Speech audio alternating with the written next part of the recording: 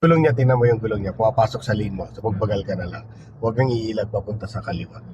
Ano, kasi pag umilag ka sa kaliwa, ayan, tingnan mo yan, yung sakyan na yan, kung mabilis yan, doon yun nasasalpok sa'yo. So kaya maintain mo lang lagi yung lane. Huwag yung basta liko ng alanganin sa kaliwa kanan. Napa? Hindi na ako ngayon nagmabilis-mabilis kasi dati mabilis-mabilis. Opo. Tama Pare-pareho yan. namang makakarating sa finals. Opo. Saka enjoy mo lang. Kapag man maganda na enjoy natin. Pag hindi mo kaya, pag may traffic konti, stress ka na. Gusto mo kasi nagmamadali. Yan, Gusto ganyan mauna ako. ka. So, hindi mo enjoy yung driving. Pwedeng may stress ka talaga. So, yun pa mag-focus ng stress mo. So, relax lang. Relax lang. Yan, diretso.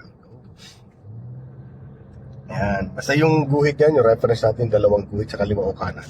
Pag may papasok o pumasok, mamreno ka lang. May nakapasok, mamreno ka lang. Ano? Kasi dito sa isang lane na to, kasya lang, isa lang. Ikaw lang kasya dyan. Pag dalawa kayo, ay masikip na kayo doon. Pwede kayo magkasabitan na po. Yan. Kaya may gusto mag-change ang lane o pumasok niya sa lane mo. Kasi nga kung alam mo, may nakahinto doon sa lane nila, no, nagmamadali, kagaya niya, napasok sila. Kaya basta control mo, sakyan mo lang, maintain mo lang yan sa lane mo. No. Itong jeep, tinan mo lang yung jeep. Pag ang gulong ng jeep yung unahan sa, napasok, diba? Oo. Magbagal ka lang. Ganun lang. Ayan, bagalan mo kasi nasa loob siya eh. Pero lalabas din yan kasi magpasahero yan eh. Biglang nahinto yan. Kaya, hintay mo lang na makalabas siya. Nakita mo yung sa unahan yung cone, parang nakapara na. So, itong jeep, possible yan kumain ng lane sa'yo na konti. Ayan o. Kaya mag-a-adjust ka lang. Kaya maganda yung malayo pa, nakikita mo yung mga nangyayari sa harapan.